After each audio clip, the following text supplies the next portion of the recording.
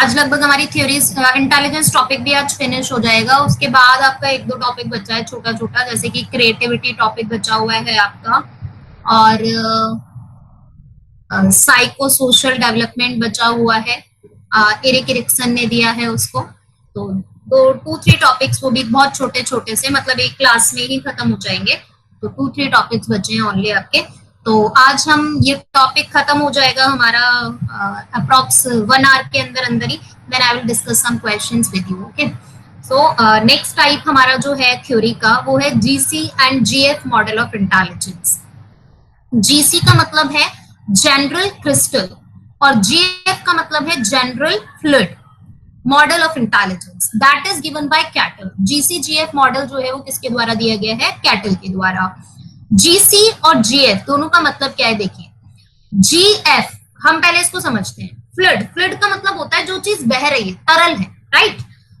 तो जो चीज, जैसे कि वाटर है, आप वाटर को कोई शेप दे सकते हो क्या? कोई भी लिक्विड चीज है उसको क्या हम शेप दे सकते हैं अपनी मनचाही? अगर दे भी देंगे तो जैसे उसको उस फॉर्म से हटाया जाएगा वो अपना शेप जो है चेंज कर लेगी। यानी आप पानी को जिस बर्तन में डालेंगे वो उसकी शेप ले लेगा, लेकिन उसको आप अपनी तरफ से कोई शेप नहीं दे सकते। आप चाहे कि ग्लास में पानी जो है वो बिल्कुल ग्लास की शेप में ना जाए, ग्लास से दूसरी शेप में चला जाए, तो वो आप नहीं कर सकते हैं। ओके, क्रिस्टल, अगर कोई चीज ठोस है, मान लीजिए आप ग्लास के अंदर कोई ऐसी चीज रख रहे हैं जो कि ठोस है, तो आप उसे मनचाहा आकार दे सकते हैं और जरूरी नहीं है कि वो ग्लास के शेप में ही ग्लास के अंदर जाए, राइट। तो ये सबसे पहले समझ लो आप। क्रिस्टल जिसे हम चेंज कर सकते हैं, और फ्लूइड तरल जिसे हम चेंज नहीं कर सकते। तो हमारी कौन सी इंटेलिजेंस ऐसी होती है जिसे हम चेंज नहीं कर सकते? जो हमारी जनरल इंटेलिजेंस कहलाती है, राइट। जैसा कि मैंने आपको स्पेयरमैन की थ्योरी में बताया था, जी और एस फैक्टर। तो जी फैक्टर जनरल होता है जो कि चेंज नहीं होता। ऐसे ही इन्होंने जो जनरल फ्लूइड फैक्टर दिया है, उसका मतलब है कि जो बुद्धि सभी के अंदर बह रही है, सभी में होती है, जो चेंज नहीं की जा सकती, वो क्या कहलाती है? General fluid intelligence. And general crystal, जो इंटेलिजेंस सबके अंदर अलग अलग तरीके की होती है, जिसे हम चेंज नहीं कर सकते हैं, जो सभी में अलग अलग प्रकार की होती है, उसे हम कहते हैं जनरल क्रिस्टल इंटेलिजेंस। क्लियर? तो जनरल क्रिस्टल जो होती है वो कैसी होती है? एक्वायर्ड होती है, यानी इसमें हम बदलाव कर सकते हैं और इसे हमें वातावरण से एक्वायर करना पड़ता है, इसे हमें वातावरण से अर्जित करना पड़ता है, अपने आप नहीं आती है। लेकिन जो जनरल फ्लूइड होती है उसे हमें अर्जित नहीं करना पड़ता, वो हमें इनबॉर्न मिलती है बाय हेरिडिटी। जनरल क्रिस्टल जो है वो एनवायरमेंट से एनहांस होती है, लेकिन जनरल फ्लूइड जो है वो हमें किससे मिलती है? हेरिडिटी से। जनरल क्रिस्टल को बाय ट्रेनिंग आप चेंज कर सकते हो, बट जनरल फ्लूइड जो होती है can't be change by training, इसे आप ट्रेनिंग से चेंज नहीं कर सकते। जीसी का जो डेवलपमेंट होता है, यानी हमारी जो जनरल क्रिस्टल इंटेलिजेंस होती है, इसका जो डेवलपमेंट होता है वो 16 to 18 ईयर तक होता है, यानी 16 से 18 वर्ष की आयु तक ही ये इंटेलिजेंस जो है हमारी वो एनहांस होती है। जनरल फ्लूइड ये टिल 16 to 18 ईयर, यानी केवल 16 से 18 वर्ष तक बढ़ेगी, हम इसमें अपने हिसाब से बदलाव नहीं कर सकते हैं। ओके, दोबारा से एक बार समझ लीजिए। देखिए, क्रिस्टल, जब कोई चीज ठोस होती है, give the shape of that crystal thing, but अगर कोई चीज तरल पदार्थ है, कोई लिक्विड चीज है, you can change the shape of that object, of that liquid object, right. लेकिन अगर कोई चीज क्रिस्टलाइज्ड फॉर्म में है तो उसके आप जो फॉर्मेशन है उसको चेंज कर सकते हो। तो जनरल क्रिस्टल इंटेलिजेंस हमारी वो होती है, जैसे मान लो देखो, कोई भी काम सीखने के लिए एक सामान्य बुद्धि चाहिए होती है। मान लीजिए 2 व्यक्ति हैं जो टेलरिंग का काम करते हैं। एक व्यक्ति है जिसकी जनरल इंटेलिजेंस जो है, आईक्यू जो है वो बहुत अच्छा है, दूसरा व्यक्ति है उसका आईक्यू इतना अच्छा नहीं है।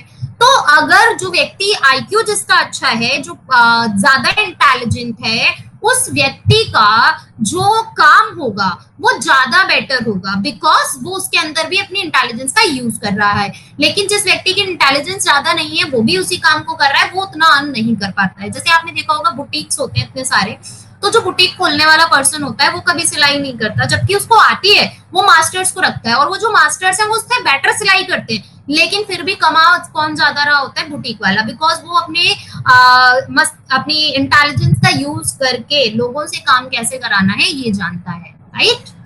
और हमारे यहाँ इंडिया में प्रॉब्लम यही है कि लोग खुद नौकर बने रहना चाहते हैं, जबकि अगर आपके पास टैलेंट है तो आप लोगों को नौकरी दे सकते हैं। सी दैट ग्राफ, यहां हमने दिखाया डेवलपमेंट ऑफ इंटेलिजेंस और नीचे दिखाया है हमने एज को। देखो जनरल क्रिस्टल जो इंटेलिजेंस होती है वो बेटा बढ़ती है 18 साल के बाद बढ़ना शुरू होती है, लेकिन जो जनरल फ्लूइड इंटेलिजेंस है वो कब तक बढ़ती है? 18 तक बढ़ती है, उसके बाद गिरना शुरू हो जाती है।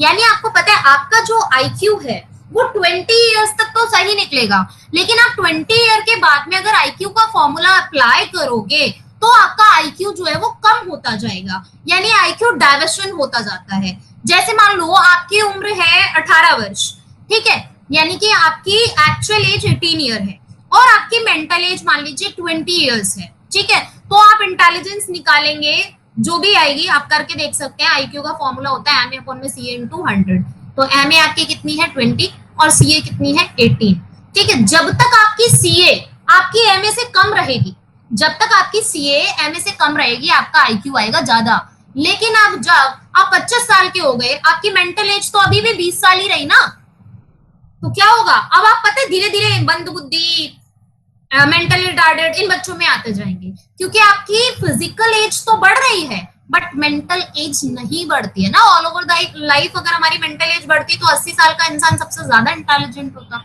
राइट। तो यही बात है यहाँ पे कि आपकी जो जीएफ का जो डेवलपमेंट होता है वो 18 इयर्स तक ज्यादा होता है। बट आप कोई भी प्रोफेशन चूज करते हैं, आप किसी भी प्रोफेशन में जाते हैं तो आपका पीक जो आता है वो 30 टू 35 ईयर, मतलब 18 टू 35 ईयर आता है।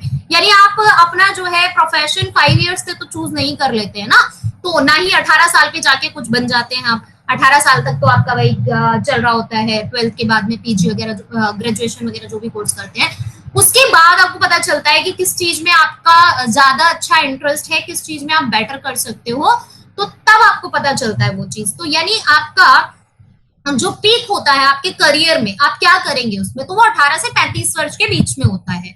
और 35 के बाद वैसे भी भाई अगर कोई हो, आई डोंट थिंक सो कि कोई 35 साल तक कर रहा होगा तैयारी वगैरह, बट हाँ काफी लोग करते भी हैं। बट अगर सफलता मिलती है तो यहाँ तक मिल जाती है, अगर in the field of education में बात करूं तो, है ना। 35 ईयर तो जॉब की एज भी नहीं है मोस्टली। टीचिंग को अगर हम हटा दें तो सभी में लगभग एज ओवर एज हो जाती है। अगर यूपी पीसीएस और आपका टीचिंग की जॉब्स को हम हटा दें तो 35 ईयर तो कहीं भी नहीं है, मोस्टली 28 पे खत्म हो जाती है जॉब आपकी। SSC railway and all army वगैरह में 18 19 20 साल मैक्सिमम होती है, और बैंकिंग में भी 28 साल होती है, एसएससी में भी 28 साल होती है। केवल एक टीचिंग प्रोफेशन ऐसा है जिसमें कि 40 इयर्स है, वो भी ओनली फॉर विमेन, और विमेन के लिए भी सारी जगह नहीं है। यूपी में दे सकते हैं आप फॉर्म, दिल्ली में टीजीटी दे सकते हैं, टीजीटी के लिए 36 ईयर एज होती है और टीजीटी के लिए 40 इयर्स एज होती है। केवी के अंदर भी 40 इयर्स है फॉर विमेन ओनली, 10 इयर्स का रिलैक्सेशन है, वैसे 30 ईयर एज होती है। तो ऑलमोस्ट ज्यादातर जितनी भी जॉब्स होती हैं, अगर हम गवर्नमेंट जॉब्स की बात करें तो यहाँ खत्म हो जाती है सारी चीजें, और 35 इयर्स तक बहुत सारी रिस्पॉन्सिबिलिटीज पर्सन के ऊपर इतनी आ जाती है कि जो भी उसको करना होता है अपनी लाइफ में वो कर लेता है। तो जीसीए में ये दिखाती है कि आप अपने जीवन में क्या बनेंगे, और जीएफ ये बताती है कि आपकी इंटेलिजेंस कितनी है। अब टाइप्स ऑफ आईक्यू टेस्ट, इतनी ही हमारे इंटेलिजेंस की थ्योरीज थी। ये थ्योरीज बहुत इंपॉर्टेंट है। इनमें सबसे ज्यादा जो इंपॉर्टेंट थ्योरी है वो गार्डनर की थ्योरी है आपकी, हॉवर्ड गार्डनर की, जिन्होंने 9 टाइप बताए हैं इंटेलिजेंस के। दूसरी जो इंपॉर्टेंट थ्योरी है वो थर्स्टन की थ्योरी है, जिन्होंने 8 पीएमएस बताई हैं, प्राइमरी मेंटल एबिलिटीज बताई हैं। रॉबर्ट स्टर्नबर्ग की थ्योरी जिसे हमने पढ़ा ट्राइआर्किक थ्योरी जो है वो बहुत इंपॉर्टेंट है। ये 3 थ्योरीज ज्यादा इंपॉर्टेंट है। मैंने आपको 9 थ्योरीज पढ़ाई है, जिसमें से 3 थ्योरीज ऐसी हैं जो बहुत ज्यादा इंपॉर्टेंट है आपके लिए, Robert Sternberg, Gardner and Thurstone. ठीक है, चलिए अब हम बात करते हैं ग्रुप ऑफ आईक्यू टेस्ट। हमारे आईक्यू के जो टेस्ट होते हैं उनको बांटा जाता है 3 पार्ट्स में, group A, group B and group C. ठीक है, 3 तरीके के हमारे टेस्ट होते हैं, और ग्रुप ए को फर्दर 2 पार्ट्स में डिवाइड किया जाता है, ग्रुप बी को भी 2 पार्ट्स में डिवाइड किया जाता है, ग्रुप सी को भी 2 पार्ट्स में डिवाइड किया जाता है। ग्रुप ए में हमारे 2 पार्ट्स जो है वो है इंडिविजुअल एंड ग्रुप। इंडिविजुअल देखिए इंडिविजुअल टेस्ट वो होते हैं जिसमें हम एक टाइम में एक ही पर्सन को चेक कर सकते हैं। ग्रुप टेस्ट वो होते हैं जिसके अंदर हम एक टाइम में बहुत सारे लोगों को चेक कर सकते हैं। ठीक है, तो इंडिविजुअल जब किसी पर्टिकुलर पर्सन का इंडिविजुअली हम कोई टेस्ट लेते हैं, कोई प्रैक्टिकल करते हैं उसके ऊपर, और जब हम पूरे ग्रुप पे अप्लाई करते हैं तो उनको हम ग्रुप टेस्ट कहते हैं। जो इंडिविजुअल टेस्ट होते हैं इसमें टाइम एंड पैसा दोनों ही बहुत खर्च होता है। ग्रुप टेस्ट क्योंकि एक पूरे ग्रुप ऑफ पीपल के ऊपर अप्लाई किए जाते हैं तो यहाँ less time and less expensive होता है, यहाँ पैसा भी कम खर्च होता है और टाइम भी कम खर्च होता है। ग्रुप ए जो हमारा ग्रुप ए में इंडिविजुअल जो है इसका जो सोर्स है वो साइकोलॉजी है। सबसे पहले आपका क्या नाम था उनका, अल्फ्रेड बिने ने बनाया था ये टेस्ट इंडिविजुअल। ठीक है, तो इसका सोर्स क्या माना जाता है, psychology, because Alfred Binet is a psychologist. Group test जो है इसका सोर्स माना जाता है first world war. First world war के दौरान हमारे यहाँ आर्मी में बहुत सारे लोगों की भर्ती की जा रही थी सेना के अंदर, उस समय जब ईस्ट इंडिया कंपनी इंडिया के अंदर थी, तो उनको भारी मात्रा में सैनिकों की आवश्यकता थी क्योंकि उनका जो है बाकी देशों से, पश्चिमी देशों के साथ में युद्ध चल रहा था, तो उन्हें बहुत सारे आर्मी मैन की जरूरत होती थी। अगर वो ब्रिटिशर्स को ही लेते थे तो वो लोग उनको एक्सपेंसिव ज्यादा पड़ते थे, और इस समय इंडिया के ऊपर इन्होंने इतना ज्यादा टैक्सेस इम्पोज किए हुए थे कि इंडियंस को जॉब्स की बहुत ज्यादा जरूरत थी, तो लोग जो है वो आर्मी में भर्ती हो जाया करते थे। एंड वर्ल्ड वॉर के दौरान एक साथ बहुत सारे लोगों को बल्क में भर्ती किया जाता था, तो उनके लिए जो साइकोलॉजी टेस्ट होता था उसे हम कहते हैं ग्रुप टेस्ट, राइट। अब बात करते हैं ग्रुप बी के टेस्टों की। ग्रुप बी में दो चीजें आती हैं, verbal and non verbal.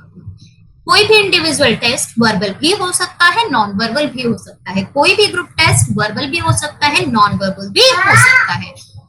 So the verbal test, verbal का मतलब है जिसमें हम वर्ड्स का यूज करते हैं, जिसमें हम लैंग्वेज का यूज करते हैं। नॉन वर्बल का मतलब है जिसके अंदर लैंग्वेज का यूज नहीं किया जाता है। So in verbal test language is used and in non verbal test language is not used. यहाँ पे कुछ सिंबल्स होते हैं, पिक्चर्स होती हैं, जिनसे कि किसी पर्सन के आईक्यू का टेस्ट किया जाता है। जैसे आपने देखा होगा नॉन वर्बल रीजनिंग होती है, तो उसमें शब्दों का प्रयोग नहीं होता, जैसे एक एरो इस साइड जा रहा है, दूसरा नीचे आ रहा है, तीसरा इस साइड जा रहा है, तो चौथा एरो किस साइड जाएगा, इस टाइप के जो क्वेश्चंस होते हैं वो आते हैं इसके अंदर। वर्बल टेस्ट जो होते हैं वो सभी के लिए यूजफुल नहीं होते। अगर कोई व्यक्ति जो है वो फॉरेनर है तो उसको लैंग्वेज ही नहीं आएगी जिस लैंग्वेज में वो बनाया गया, तो वो नहीं कर पाएगा। स्मॉल चिल्ड्रन जो होते हैं उनको भी नहीं समझ में आता है, तो उनके लिए भी यूजफुल ये नहीं होगा। एंड साथ ही आपके जो डिसेबल पर्सन होते हैं, सॉरी इलिटरेट पर्सन जो होते हैं, यानी जो पढ़े लिखे लोग नहीं होते, उनके लिए भी ये एप्लीकेबल नहीं होता है। लेकिन नॉन वर्बल टेस्ट जो होते हैं एप्लीकेबल फॉर ऑल होते हैं। जैसे छोटे छोटे बच्चों को हम पजल्स दे देते हैं, वो पजल्स को वो कंप्लीट कर लेते हैं, एक तरीके से वो भी उनके आईक्यू का ही प्रमाण है। These tests are also known as cultural free test. Non-verbal जो टेस्ट होते हैं उनको हम कल्चरल फ्री टेस्ट भी कहते हैं, और कल्चरल फ्री टेस्ट इनको इसलिए कहा जाता है, देखिए लैंग्वेज जो है वो हमारी कल्चर को डिनोट करती है, वो हमारी कल्चर को शो करती है, और जब लैंग्वेज का यूज नहीं हो रहा तो वो किसी पर्टिकुलर कल्चर को जो है वो शो नहीं करेगी। तो इसलिए हम कह सकते हैं कि ये टेस्ट हमारे कैसे होते हैं, कल्चरल फ्री टेस्ट होते हैं। आया हुआ ये क्वेश्चन आपका। Speed test and power test. Speed test वो टेस्ट होते हैं जिससे कि हम किसी पर्सन की मेंटल स्पीड को चेक करते हैं कि मेंटली कितना जल्दी उसकी स्पीड कितनी अच्छी है, जो भी चीजें उसको याद है वो कितना स्पीड से उसको पिकअप कर पाता है, कितना स्पीड से उस पर वर्क कर पाता है। एंड पावर टेस्ट में हम ये देखते हैं कि एक पर्सन के अंदर नॉलेज कितनी ज्यादा है। ठीक है, तो its objective is to check the mental speed of a person and its object is to check the knowledge of a person, right. Speed test जो होते हैं इनमें टाइम लिमिट फिक्स होती है, लेकिन जो पावर टेस्ट होते हैं उनमें टाइम लिमिट फिक्स नहीं होती। स्पीड टेस्ट का एग्जांपल है जैसे कि आप कोई भी टेस्ट होता है जिसमें टाइपिंग टेस्ट होता है, तो टाइपिंग टेस्ट में चेक किया जाता है कि माइंड के साथ साथ आपके हाथ जो है उनकी टाइपिंग स्पीड कितनी ज्यादा है, आपके माइंड में कितनी जल्दी आपको क्लिक होता है कि कहाँ पे कौन सा वर्ड है। ऐसे राइटिंग में हम चेक करते हैं एक पर्सन के नॉलेज को, किसी भी सब्जेक्ट को, किसी भी टॉपिक को कितना एलाबोरेट कर सकते। अब देखो इन्होंने बताया कि 3 चीजें जरूरी होती हैं कुछ भी सीखने के लिए। 3 चीजें कौन कौन सी बताई हैं उन्होंने। सबसे पहले हम कोई एक ऑपरेशन यूज करते हैं, तो इन्होंने बताया कि जब भी हम कुछ सीखते हैं तो तीन चीजों की जरूरत होती है, यानी कुछ भी सीखने में जो प्रोसेस लिया जाता है वो ऑपरेशन में से किसी एक टाइप का होता है। ये देखो यहाँ ये पांच चीजें जो दिख रही है ना, इनको हम कहते हैं ऑपरेशन। इनको क्या कहा जाता है? ऑपरेशन। हिंदी में हम इन्हें कह देते हैं संक्रिया। ठीक है, तो कोई ना कोई एक ऑपरेशन का हम यूज करते हैं कुछ भी सीखने के लिए। जैसे कि यहाँ पांच चीजें दिख रही है, पहले मैं ये तीन चीजें बता देती हूँ जिनको इन्होंने 3D मॉडल नाम दिया, उसके बाद इनके अंदर जो लिखा हुआ है वो समझेंगे। ठीक है, तो ऑपरेशन में से हम कोई भी एक प्रोसेस लेते हैं जिससे कि हम किसी भी चीज को सीखते हैं। अब सीखने वाला, सीखने का जो तरीका होता है, सीखने का जो मटेरियल होता है वो इस कंटेंट में से किसी एक तरीके का होता है। कंटेंट में ये कंटेंट नहीं है, ये प्रोडक्ट है। बाय मिस्टेक गलत लिख दिया, ये प्रोडक्ट है, ये ऑपरेशन है और ये कंटेंट है। ठीक है, कंटेंट यानी कोई चीज ऐसी होती है जिसे आप सुन के सीखते हो या देख के सीखते हो। सिमेंटिक मतलब होता है शब्दों के माध्यम से सीखते हो, सिंबल्स के माध्यम से सीखते हो या प्रैक्टिकली करके सीखते हो। तो सीखने वाली जो सामग्री होती है वो इसमें से किसी एक प्रकार की होती है। ठीक है, यानी जो भी मटेरियल हम सीख रहे हैं वो इसमें से किसी एक प्रकार का होगा। जिन प्रक्रियाओं के द्वारा सीख रहे हैं, जिन प्रोसेसेस के द्वारा सीख रहे हैं वो इनमें से किसी एक प्रकार का होगा, और हमारा जो रिजल्ट निकल कर आएगा वो इन में से किसी एक टाइप का निकल कर आएगा। इन 6 में से किसी एक तरीके का हमारा रिजल्ट निकल कर आएगा। ठीक है, तो इनका मानना था कुछ भी सीखने के लिए हम एक चीज उठाते हैं ऑपरेशन से, एक चीज हम उठाते हैं कंटेंट में से, और एक चीज हम सेलेक्ट करते हैं प्रोडक्ट में से। कोई एक हमारा प्रोडक्ट में से रिजल्ट निकल कर आता है। सीखने का प्रोसेस ऑपरेशन में से किसी एक टाइप का होता है, और हमारा सीखने वाला जो मटेरियल होता है वो कंटेंट में से किसी एक प्रकार का होता है। तो इतनी बात समझ में आ गई होगी। मिटा दूं मैं इसको, अब फिर मैं एक एक करके ऑपरेशंस की सारी चीजें समझाऊंगी, फिर एक एक करके आपको सारा समझाऊंगी। इन तीनों को अलग अलग समझाती हूँ। लिख लिया है सभी ने? मिटा दूं इसको। तो ऑपरेशन में सबसे पहली चीज हमारी क्या है? सेंसेशन। सेंसेशन क्या होता है? देखो, जब भी हम कोई चीज सीखते हैं तो सबसे पहला प्राइमरी जो तरीका है बच्चे का कुछ भी सीखने का, वो से सीखता है। तो हम अपने ज्ञानेंद्रियों का प्रयोग करके, अपने सेंस ऑर्गन्स का यूज करके जिन चीजों को भी लर्न करते हैं उसे क्या कहा जाता है? सेंसेशन। यानी कि आप अपने टच के द्वारा, अपनी आईज के द्वारा, अपने ईयर्स के द्वारा जो भी नॉलेज अपने एनवायरनमेंट से गेन करते हो वो सारा किसका पार्ट होता है? सेंसेशन। सेंसेशन के बाद, तो सेंसेशन समझ में आ गया होगा आपको कि जब भी हम कोई चीज अपने सेंस ऑर्गन्स का यूज करके सीखते हैं। मेमोरी, जब हम कुछ चीजों को अपनी मेमोरी में रिटेन कर लेते हैं, जब कोई चीज हम पूरी तरीके से याद कर लेते हैं, जब वो चीज हमारी पूरी तरह से रिकॉल करने पर हमें याद आ जाती है, तो उसको हम कहते हैं मेमोरी। अब हम बात करते हैं कन्वर्जेंट एंड डाइवर्जेंट की। तो इन दोनों को कंपेयर करते हुए मैं पढ़ाऊंगी। यहाँ से बहुत सारे क्वेश्चंस आए हैं, और ये जो क्वेश्चंस आते हैं इससे रिलेटेड वो आपके पेडागोजिकल पार्ट के अंदर भी आ सकते हैं। Divergent and convergent. ठीक है, हिंदी में हम इन्हें देखो क्या कहते हैं? इसे कहते हैं अपसारी, और इसे कहते हैं अभिसारी। ठीक है, इसे कहते हैं अपसारी चिंतन और इसे कहते हैं अभिसारी चिंतन। तो देखो, डाइवर्जेंट थिंकिंग, इस वर्ड को आप पहले समझिए। डाइवर्जेंट, डाइवर्जेंट जो डाइवर्स वर्ड जो है वो डाइवर्सिटी से बना है। डाइवर्सिटी मतलब विविधता। ठीक है, तो डाइवर्जेंट जो थिंकिंग होती है इसके अकॉर्डिंग हमारा जो थिंकिंग चलती है वो कैसे चलती है? सेंटर से। ठीक है, कैसे चलती है वो? Centre to outer. यानी हम किसी एक ही पॉइंट के अलग अलग एस्पेक्ट्स के बारे में सोचते हैं। जब हम किसी पर्टिकुलर एक ही टॉपिक के अलग अलग एस्पेक्ट्स के बारे में सोच रहे हैं, जब हम किसी एक टॉपिक को पढ़ने के बाद उसके अलग अलग तरीके के इम्प्लीकेशंस के बारे में सोच रहे हैं, तो हमारी थिंकिंग कैसी होगी? डाइवर्जेंट। और ये कैसे चलता है? देखिए, ये चलता है आउटर टू सेंटर। जब हम सारी अलग अलग चिंतनों से किसी एक डिसीजन पर पहुंचते हैं, किसी एक पर्टिकुलर आंसर पर पहुंचते हैं, तो वहां हमारी जो थिंकिंग होती है वो कैसी होती है? कन्वर्जेंट। ठीक है, जहां हम सेंटर टू आउटर चलते हैं, एक ही पॉइंट के अलग अलग पहलुओं के बारे में सोचते हैं, तो वो थिंकिंग हमारी डाइवर्जेंट होती है। जब हम किसी पर्टिकुलर एक अलग अलग कंडीशन से किसी एक आंसर पर पहुंचते हैं, तो वो हमारी थिंकिंग कैसी होती है, कन्वर्जेंट, राइट। डाइवर्जेंट जो थिंकिंग होती है उसको हम नाम देते हैं आउट ऑफ द बॉक्स। बेटा ये इंग्लिश पेडागोजी के पेपर में आया था क्वेश्चन, ठीक है।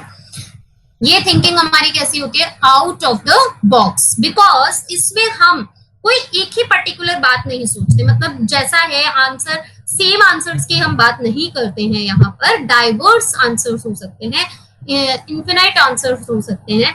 तो out of the box thinking हमारी पाई जाती है किसके अंदर, डाइवर्जेंट थिंकिंग के अंदर, और इसको हम कहते हैं इन द बॉक्स थिंकिंग, क्योंकि इसके अंदर हम किसी एक पर्टिकुलर आंसर की बात करते हैं। इसलिए डाइवर्जेंट थिंकिंग का रिलेशन होता है क्रिएटिविटी से। Divergent thinking is related to creativity, right. Divergent thinking यानी जो हमारा अपसारी चिंतन होता है वो किससे संबंधित होता है, हमारी सृजनात्मकता से संबंधित होता है। ये क्वेश्चन आया हुआ है बेटा, कई बार आया हुआ है, एक बार नहीं 3-4 बार ये आपके एग्जाम में क्वेश्चन आया हुआ है। अगर आपने दिया है पेपर या आपने क्वेश्चन पेपर्स देखे तो आपने देखा होगा, ठीक है। कन्वर्जेंट जो थिंकिंग होती है इसका रिलेशन होता है बेटा इंटेलिजेंस से। अंदर हमारे ओपन एंडेड क्वेश्चंस आते हैं, ठीक है। जहां डाइवर्जेंट थिंकिंग होती है वहां हमारे ओपन एंडेड क्वेश्चंस आते हैं। इसमें हमारे जो क्वेश्चंस होते हैं वो कैसे होते हैं, ओपन एंडेड होते हैं। और जो कन्वर्जेंट थिंकिंग होती है इसमें जो हमारे क्वेश्चंस के आंसर होते हैं वो कैसे होते हैं, क्लोज एंडेड। ये क्वेश्चन भी आपके हर पेपर के अंदर पेडागोजी के किसी ना किसी पार्ट में जरूर आता है। यहाँ पे क्या करता है, ये आपको 4 क्वेश्चंस दे देता है और क्वेश्चंस देने के बाद में पूछता है कि ये क्वेश्चन कैसा है, ओपन एंडेड है या क्लोज एंडेड है। ओपन एंडेड क्वेश्चन वो होता है जिसके सभी बच्चों के आंसर्स जो है वो डिफरेंट डिफरेंट हो सकते हैं। क्लोज एंडेड क्वेश्चन वो होता है जिसके आंसर सभी बच्चों के जो है वो एक से होंगे। समझ आई बात।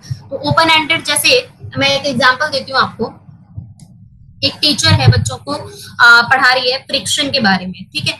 और 4 क्वेश्चंस बच्चों के सामने उसने रखे कि अगर रोड पे केले का छिलका पड़ा हो तो हम फिसल जाते हैं, और यदि बारिश के मौसम में गाड़ी के ब्रेक जल्दी से नहीं लग पाते हैं, और एक था कि यदि हम सिलेंडर को ऐसे ले जाने की बजाय ऐसे लुढ़का कर लेके जाएं तो वो आसानी से चला जाता है। और एक क्वेश्चन था कि यदि पृथ्वी पर घर्षण बल नहीं होता, फ्रिक्शन फोर्स नहीं होता तो क्या होता। तो निम्न में से कौन सा प्रश्न डाइवर्जेंट थिंकिंग वाला है, कौन सा क्वेश्चन ऐसा है जो डाइवर्जेंट थिंकिंग का है। क्वेश्चन था कि यदि जमीन पर केले का छिलका पड़ा हो तो हम फिसल जाते हैं, बरसात के मौसम में ब्रेक पाते हैं। हाँ, तो आंसर इज डी। डी हमारा कैसा क्वेश्चन है, डी हमारा कैसा क्वेश्चन है, डाइवर्जेंट थिंकिंग वाला। डी डाइवर्जेंट थिंकिंग वाला क्वेश्चन क्यों है, क्योंकि सभी का एक ही आंसर होगा कि फ्रिक्शन नहीं है, इसलिए ऐसा हो रहा है, राइट। अगर हम केले का छिलका पड़ा होगा तो केले के छिलके के बीच में और जमीन के बीच में फ्रिक्शन कम हो जा रहा है, जिस वजह से ऐसा हो रहा है। आके लेके जा रहे हैं तो वहां भी क्या रीजन आ रहा है, फ्रिक्शन कम हो रहा है, इसलिए ऐसा हो रहा है। अगर हम तीसरा वाला देखें, गाड़ी के ब्रेक, बारिश का मौसम होता है तो रोड के बीच में और पहिए के बीच में फ्रिक्शन जो है वो कम हो जाता है, जिस वजह से ऐसा हो रहा है। तो सभी जगह आंसर केवल एक ही आएगा, फ्रिक्शन कम हो गया, फ्रिक्शन कम हो गया। लेकिन लास्ट वाला जो क्वेश्चन है उसके बच्चे अलग अलग आंसर्स दे सकते हैं, तो वो कैसा हो जाएगा, हमारा डाइवर्जेंट थिंकिंग वाला आंसर हो जाएगा। और बाकी सारे क्वेश्चन हमारे कैसे हो जाएंगे, कन्वर्जेंट थिंकिंग वाले आंसर हो जाएंगे, और कैसे हो जाएंगे, क्लोज एंडेड क्वेश्चंस हो जाएंगे। तो इससे रिलेटेड इतने तरीके के क्वेश्चन बनते हैं, तो आप ध्यान रखिएगा इससे रिलेटेड जो भी क्वेश्चन आएगा, क्वेश्चन जरूर आता है इससे रिलेटेड, और बहुत बार आया हुआ है एग्जाम में, और इम्पोर्टेंट है ये टॉपिक आपके लिए। तो समझ में आ गया, divergent and convergent thinking clear है। मैथ्स में भी क्वेश्चन आए हुए हैं इसके कि जैसे 5 के गुणनफल क्या होंगे, इस तरीके से आता है। तो आपको जहां भी कोई भी क्वेश्चन ऐसा मिल जाए जिसके कि एक से ज्यादा आंसर हो सकते हैं, तो वहां हमारी थिंकिंग हो जाएगी डाइवर्जेंट, और जहां पर्टिकुलर एक ही आंसर हर बच्चे का आएगा तो वहां हमारी थिंकिंग कैसी हो जाएगी, कन्वर्जेंट। ठीक है, अब हमारे पास क्या बचा, लास्ट पॉइंट इवैल्यूएशन। तो उसको वर्बली समझ लीजिए, उसमें हमें बोर्ड की आवश्यकता नहीं है। इवैल्यूएशन क्या होता है, जब हम किसी भी कोई भी चीज पढ़ने के बाद में जब हम डिसीजन मेकिंग की हमारे अंदर पावर आ जाती है, जब हम किसी चीज के कंक्लूजन्स की बात कर पाते हैं, यानी उसके निष्कर्ष की बात कर पाते हैं, तो वो कहलाता है इवैल्यूएशन। ठीक है, हाईएस्ट लेवल ऑफ थिंकिंग होता है इवैल्यूएशन, जब हम किसी भी चीज के पॉजिटिव नेगेटिव चीजों को देखते हुए किसी पर्टिकुलर एक डिसीजन पर पहुंचते हैं, तो उसको कहा जाता है इवैल्यूएशन। यहाँ इवैल्यूएशन बच्चे के टेस्ट वाला नहीं है, जैसे हमको पेरेंट्स कहते हैं ना कि कोई फ्रेंड बना रहे हो, जिसके साथ रह रहे हो, जिन लोगों के साथ तुम्हारा रिलेशन है, उनको इवैल्यूएट करो, ये वो वाला इवैल्यूएशन है। राइट, चलो, तो हमने एक चीज कर ली है। अभी हमने तीन चीजों के बारे में पढ़ा था, ऑपरेशन, कंटेंट एंड प्रोडक्ट। अभी हमारा ऑपरेशन का जो पार्ट है वो हमने पूरी तरीके से समझ लिया है। अब हम समझेंगे कंटेंट को। तो कंटेंट में कुछ समझने वाला इतना नहीं है। कंटेंट में हमने लिखी है सबसे पहली चीज ऑडियो, ऑडियो जिसको हम सुनकर समझते हैं, विजुअल जिसको हम देखकर समझते हैं, सिमेंटिक जिन चीजों को हम शब्दों की मदद से एक्सप्रेस करते हैं एंड अंडरस्टैंड करते हैं। उसके बाद सिंबॉलिक, जैसे आपने देखा होगा जो लोग डेफ एंड डम्ब होते हैं तो वो किसका यूज करते हैं, सिंबल्स का। सम टाइम हम लोग भी सिंबल्स का यूज करते हैं। राइट, जैसे किसी को आपको इशारे में कोई बात समझानी होती है, जैसे कई बार आपको मन नहीं होता बोलने को, तो आप बोलते हैं मतलब एक्सप्रेशन से आप बहुत कुछ चीजें अपनी भी एक्सप्रेस करते हैं। और कुछ तो हमारे इमोशंस ऐसे होते हैं जो कि हम बोलते नहीं है, लेकिन हमें गुस्सा आ रहा है तो सामने वाले को पता चल जाता है, क्योंकि हमारे फेस के एक्सप्रेशन, हाव भाव इस तरीके के हो जाते हैं, तो वो सिंबॉलिक लर्निंग होती है। और एक होता है आपका प्रैक्टिकल। प्रैक्टिकल में क्या होता है, कुछ चीजें ऐसी होती हैं जिन्हें आप थ्योरेटिकली नहीं सीख सकते हो। फॉर एग्जाम्पल साइकिल चलाना। क्या आप साइकिल चलाना थ्योरी पढ़ के सीख सकते हैं कि कहीं से लिया आपने, यूट्यूब को ओपन किया और कोई उसमें बता रहा है कि गाड़ी कैसे चलाई जा सकती है, तो क्या आप यूट्यूब से गाड़ी चलाना सीख सकते हैं? या कहीं किसी बुक में पढ़ के गाड़ी चलाना सीख सकते हैं आप लोग? नहीं सीख सकते, क्योंकि वो कैसा है, जब तक आप खुद नहीं बैठेंगे उस सीट पर, खुद उस चीज को एक्सपीरियंस नहीं करेंगे कि कैसे चीजों को हैंडल किया जाता है, ब्रेक को कैसे हैंडल किया जाता है, स्टीयरिंग को कैसे हैंडल किया जाता है, तब तक आप नहीं चला सकते। तो वो कैसी नॉलेज होती है हमारी, प्रैक्टिकल। तो ये हमारा कंटेंट का पार्ट था, यानी जब भी हम कोई चीज सीखते हैं तो ऑपरेशन में से हम एक चीज उठा लेंगे। अभी मैं एक क्लास में क्वेश्चन बताऊंगी, उसकी मदद से आपको ये समझ में आ जाएगा। ठीक है, तो कंटेंट क्लियर हो गया होगा। अब हम बात कर लेते हैं प्रोडक्ट की। प्रोडक्ट को मैं आपको थोड़ा सा समझा देती हूँ, एक एग्जांपल लूंगी मैं यहाँ पे। प्रोडक्ट, प्रोडक्ट को हिंदी में हम कहते हैं उत्पाद। ओनली 2 स्टूडेंट्स हैं, बताइए, लाइव क्लास में सिर्फ 2 ही बच्चे हैं, और ये पता है कि इस पेपर का जो हीरो है वो सीडीपी है। मतलब 80 नंबर इस एग्जाम के अंदर आपको सीडीपी ही दिलाता है, 30 नंबर का तो वो है ही। ईच एंड एवरी सब्जेक्ट में आपकी जो 15 मार्क्स की पेडागोजी आती है, उसमें जो सब्जेक्ट पेडागोजी है वो ओनली 5 मार्क्स की है। बाकी 10 नंबर की जो पेडागोजी आपकी कवर अप होगी वो सीडीपी से ही कवर अप होगी।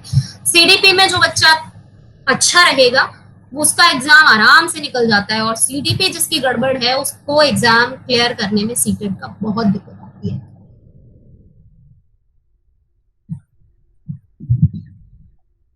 जस्ट बिकॉज ऑफ सीडीपी ही मेरे 138 मार्क्स थे, 138 हाईएस्ट मार्क्स आए हुए हैं। ठीक है, तो 138 मार्क्स इसीलिए आए थे, सीडीपी पोर्शन जो है वो सबसे ज्यादा अच्छा था। और जिनका पेपर 2 है उनको एसएसटी पे बहुत ज्यादा मेहनत करनी चाहिए। आपके एसएसटी में आप लोग जो अभी हैं, 2 लोग हैं यहाँ पे, दीपा रानी और एक और बच्चा। Paper 1 paper 2 both ma'am. Paper 1 paper 2 SST math science, SST है या मैथ साइंस है? Math science. मैथ साइंस है तो आप लोग अपना साइंस और मैथ्स वाले पार्ट पर फोकस करिए अच्छे से, और एनसीईआरटी पढ़िए 6 to 8 की साइंस की। ठीक है, आपका बाकी पेडागोजिकल पोर्शन आता है, और साइंस और मैथ्स में पेडागोजी अलग अलग नहीं आती है, पेपर 2 के अंदर दोनों का मिक्स आता है। ठीक है, तो सबसे पहली चीज हम देख लेते हैं यूनिट। यूनिट के बाद दूसरा हमने लिखा था इसमें क्लास। ठीक है, unit, class, system, relation, transformation and utility. तो सबसे पहले हम बात करते हैं यूनिट की। यूनिट, किसी भी चीज को हम सिंगल फॉर्म में सीखते हैं। जैसे एक बच्चे को हमने एनिमल नेम सिखाया, तो एनिमल नेम सिर्फ वो जानता है, तब बच्चा किस में आएगा, यूनिट में। ठीक है, उसने एक यूनिट सीखी है एनिमल की। अब हम इस एनिमल क्लासिफाई कर देते हैं, एनिमल को क्लासिफाई कर देते हैं, तो बच्चा किस में आएगा? देखिए, जब हमने उसको बताया किसके बारे में, डोमेस्टिक एंड वाइल्ड एनिमल के बारे में, यानी हमने उसको क्लासिफाई कर दिया, तब प्रोडक्ट हमें क्या मिला? क्लास। ओके, अब बात करते हैं सिस्टम की। जब बच्चा एक सिस्टम को समझता है कि सिस्टम कैसे वर्क करता है, जैसे हम बच्चे को बताते हैं मान लीजिए फूड चेन के बारे में, तो आप बच्चे को फूड चेन के बारे में बता रहे हो, तो बच्चा किसको अंडरस्टैंड कर रहा है? एक सिस्टम को अंडरस्टैंड कर रहा है कि फूड चेन का जो सिस्टम है वो वर्क कैसे करता है। अब बात करते हैं हम रिलेशन की। तो रिलेशन में जैसे हमारे फूड चेन के डिफरेंट डिफरेंट कंपोनेंट्स हैं, उनका आपस में क्या जुड़ाव है, वो कैसे एक दूसरे से रिलेटिवली जुड़े हुए हैं, तो ये चीज हमारी किसमें आ जाएगी? रिलेशन में। ठीक है, अब बात करते हैं हम ट्रांसफॉर्मेशन की। ट्रांसफॉर्मेशन में आते हैं चेंजेस। चेंजेस कैसे ट्रांसफॉर्म होती हैं चीजें। अब एक चीज के कम होने या बढ़ने का क्या इफेक्ट पड़ता है, एक चीज के समाप्त हो जाने का क्या इफेक्ट होता है, एक चीज के ना रहने का क्या इफेक्ट होता है। फॉर एग्जाम्पल, मान लीजिए कि किसी वर्ष किसी भी कारणवश चाय का प्रोडक्शन जो है वो कम होता है, तो अगर चाय का प्रोडक्शन कम होगा तो क्या क्या कंसिक्वेंसेस होंगे इसके? क्या होगा? चाय का प्रोडक्शन यदि कम होता है तो क्या इफेक्ट, क्या चेंज देखने को मिलेगा हमें सोसाइटी में, बिजनेस में, इकोनॉमी में? बताइए। If tea production is decreased in a year, then what will happen?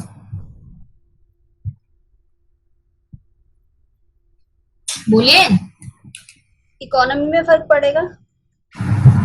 देखो, मेजर इफेक्ट क्या आएगा? चाय महंगी होगी सबसे पहली चीज। जब भी किसी चीज का प्रोडक्शन कम होता है, डिमांड तो कम होगी नहीं ना भाई, किसी भी चीज की डिमांड तो रहती ही रहती है, लेकिन अगर प्रोडक्शन कम हुआ है और डिमांड है ही, तो सबसे पहली चीज, अब डिमांड को आप क्या करो, चीज प्रोडक्शन कम हुआ है तो प्रोडक्शन तो इंक्रीज नहीं हो सकता है ना, तो अब प्रोडक्शन को, डिमांड उतनी ही है, प्रोडक्शन कम है, तो अब हम दोनों का बैलेंस कैसे बनाते हैं? दोनों का बैलेंस बनाते हैं, प्राइसेस हाइक कर दिए जाते हैं, तो डिमांड क्या हो जाता है? नीचे आ जाती है अपने आप ही। किसी भी चीज के प्राइस बढ़ जाते हैं तो अपने आप उसकी डिमांड क्या हो जाती है? कम हो जाती है। ओके है नहीं? जैसे कि सैनिटाइजर स्टार्टिंग में जब कोरोना हुआ था तो क्या हो रहा था? सैनिटाइजर 200-200 रुपए में बिक रहे थे, वो जो जिनकी कॉस्ट एक्चुअल 20 से 30 रुपए भी नहीं होती है। मास्क 50-50 रुपए में मिल रहे थे, जो अभी आपको 1-1.5 रुपए का मास्क मिल जाता है, वो भी मिनिमम 20 रुपए का था उस समय। क्यों था? क्योंकि अब प्रोडक्शन कैसे बढ़ाएं? एकदम से प्रोडक्शन तो नहीं बढ़ा सकते, डिमांड है, तो क्या करना पड़ता है उनको? अपने आप पैसे बढ़ा देते हैं, जिससे कि डिमांड अपने आप ही डिक्रीज हो जाती है। तो सबसे पहली चीज तो क्या होगी? प्राइसेस हाई हो जाएंगे, जिससे कि वो डिमांड और सप्लाई जो है उनको थोड़ा सा इक्वल कर सके। दूसरा, अब जो लोग इतना पैसा नहीं खर्च कर सकते हैं बट उनको कुछ ना कुछ पीना है, तो कॉफी सब्स्टिट्यूट ढूंढ लेंगे लोग, चाय का कॉफी, राइट? तो क्या इफेक्ट देखने को मिलेगा हमें? चाय की जगह लोग पीने लग जाएंगे कॉफी, और प्राइसेस हाइक हो जाएंगे। तो किसी भी एक चीज के कम या ज्यादा होने से क्या इफेक्ट आता है, तो उसको हम किसके अंदर रखेंगे? ट्रांसफॉर्मेशन के अंदर। लास्ट पॉइंट है हमारा यूटिलिटी। यूटिलिटी में क्या होता है कि हमने जो कुछ भी सीखा है, जो भी कुछ सीखा है, जब हम उसको प्रैक्टिकली यूज करते हैं, तो practical implication of your learning is called utility. जो भी बच्चे ने सीखा है, अगर बच्चा उसका रियल लाइफ यूज समझ पाता है, तो वो कहलाती है यूटिलिटी। तो सारे पॉइंट्स क्लियर हो गए? इसमें कोई डाउट है तो बताइए। जैसे बच्चे ने कोई भी एक टॉपिक सीखा, जैसे हमने बच्चे को नाउन पढ़ाया, बच्चे ने नाउन को सीख लिया, अब बच्चा अपने आसपास जो भी ऑब्जेक्ट देखता है, चेयर देखता है, कहता है ये तो नाउन है, ठीक है, किसी का नाम सुनता है तो कहता है मम्मा एक आप भी एक नाउन हो, आपका नाम जो है वो एक नाउन है। तो बच्चे ने जो भी कुछ सीखा है, जब बच्चा प्रैक्टिकली उसको अपने एनवायरमेंट से रिलेट कर रहा है, that is called utility. Clear? Okay ma'am. अब हमने तीनों चीजें पढ़ ली 3D मॉडल की। तीनों चीजों को अब इन्होंने, जो जेपी गिलफोर्ड थे, अभी तक जेपी गिलफोर्ड से सीटेट में जो क्वेश्चन आया है वो 2 पॉइंट से ही आया है, divergent thinking and convergent thinking से। और एक और आया था क्वेश्चन कि कौन सा एक है जो कि सपोर्ट इंटेलिजेंस का ही था, और उसमें 3 ऑप्शन थे, गार्डनर का ऑप्शन था, जेपी गिलफोर्ड का और थॉर्नडाइक का ऑप्शन था, और एक और कुछ ऑप्शन था, वही नहीं था आंसर में। मतलब पूछा गया था कि किसने इंटेलिजेंस को अलग अलग टाइप का नहीं बताया, इस टाइप का कुछ क्वेश्चन था। तो गार्डनर ने भी अलग अलग टाइप की बताई है, थर्स्टन ने भी, लुइस थर्स्टन ने भी 8 टाइप की बताई है, गार्डनर ने 9 टाइप की बताई है, और ये जो महानुभाव है जेपी गिलफर्ड, इन्होंने तो 210 टाइप की बताई है इंटेलिजेंस, 210 प्रकार की बुद्धि बताई है इन्होंने। वो तो मर गए, वरना पता नहीं 500 ही कर जाते। इन्होंने अपना सबसे पहला मॉडल दिया था, उसमें इन्होंने इंटेलिजेंस के टाइप बताए थे 150। फिर इन्होंने अपना इनका मॉडल दोबारा इंप्रूव हुआ और इन्होंने इसमें टाइप बताए 180। फिर उनका तीसरी बार मॉडल इंप्रूव हुआ, सॉरी सबसे पहले बताए थे 120, उसके बाद जब इंप्रूव किया तो बताए 150, फिर तीसरी बार जब इंप्रूव हुआ तो बताए 180, चौथी बार जो इंप्रूव हुआ फिर बताया इन्होंने 210। कैसे? देखो अभी जो आपने मॉडल पढ़ा ना, हमारा एनसीईआरटी के अकॉर्डिंग चलता है सिलेबस, और एनसीईआरटी 11th क्लास की 11th क्लास का फर्स्ट चैप्टर ही है ये।